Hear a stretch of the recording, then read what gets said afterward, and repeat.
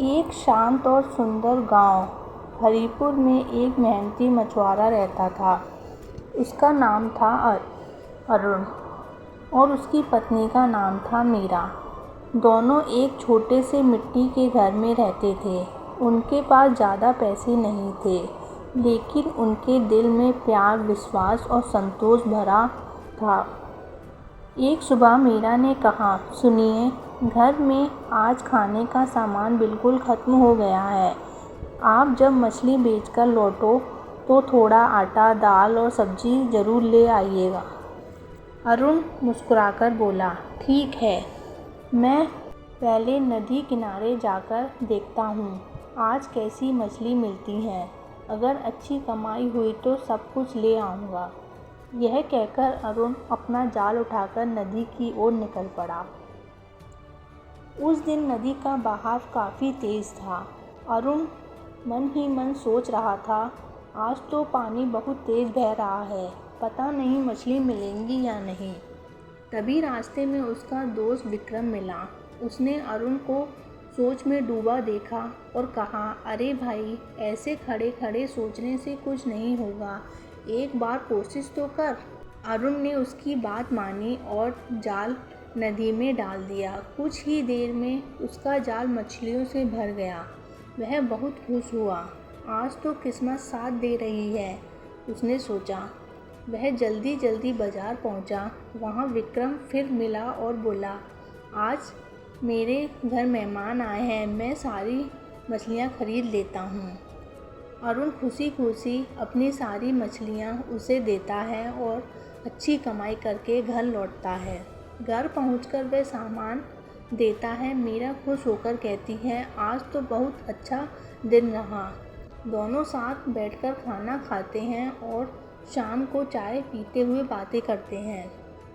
अगले दिन अरुण फिर नदी की ओर जाता है। रास्ते में उसे एक अनजान आदमी मिलता है। वह कहता है, मैं पास के गांव से आया हूँ। सुना है यहाँ तुम अकेले मछुआरे हो। तुम चाहो तो मछलियाँ महंगी बेच सकते हो। अरुण शांत होकर जवाब देता है, मैं ईमानदारी से काम करता हूँ। मैं सही दाम ही लेता हूँ, ज़्यादा नहीं। वह आदमी मुस्कुराता है और चला जाता है।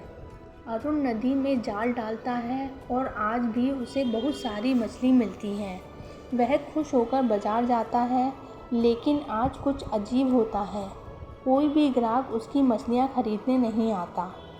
वह ज़ोर ज़ोर से आवाज़ लगाता है, ताज़ी मछली ले लो, लेकिन कोई नहीं आता। शाम तक वह परेशान और उदास हो जाता है। आज ऐसा क्यों हो रहा है, वह सोचता है। आखिर वह सारी मछली लेकर घर लौट आता है। मीरा उसे उदास देखकर कहती है, कोई बात नहीं, कभी कभी ऐसा भी होता है, भगवान कुछ अच्छा करने के लिए ही ऐसा करते हैं। तभी गांव के बुजुर्ग श्यामलाल काका एक आदमी के साथ उसके घर आते हैं। काका कहते हैं, अरुण, ये हमारे पास के राज्य के मंत्री जी हैं। राजमहल में कल एक बड़ा आयोजन है और उन्हें बहुत सारी ताज़ी मछलियों की ज़रूरत है। मंत्री कहते हैं, हमें अच्छी और ताज़ी मछलियाँ चाहिए। क्या तुम हमें ये सारी मछली दे सकते हो? अरुण विनम्रता से कहता है, जी ज़रूर, आप जो उचित समझें वह कीमत दे दीजिए। मंत्री उसकी ईमानदारी देखकर बहुत खुश होते हैं और सारी मछली ले जाते हैं। शाम को राजमहल से अरुण के लिए बहुत सारा धन और उपहार आता है। अरुण और मीरा की खुशी का ठिकाना नहीं था। मीरा मुस्कुराकर कहती है, देखा, मैंने कहा था ना कि भगवान जो करते हैं अच्छे के लिए करते हैं। तभी अरुण को याद आता है कि नदी किनारे मिला वह अजनबी आदमी। वह सोचता है, शायद वह कोई साधारण इंसान नहीं था, बल्कि स्वयं भगवान विष्णु थे जो मेरी परीक्षा लेने आए थे। सीख, ईमानदारी का फल हमेशा मीठा होता है। ईमानदारी कभी बेकार नहीं जाती। बुरे समय के पीछे अच्छा समय छुपा होता है।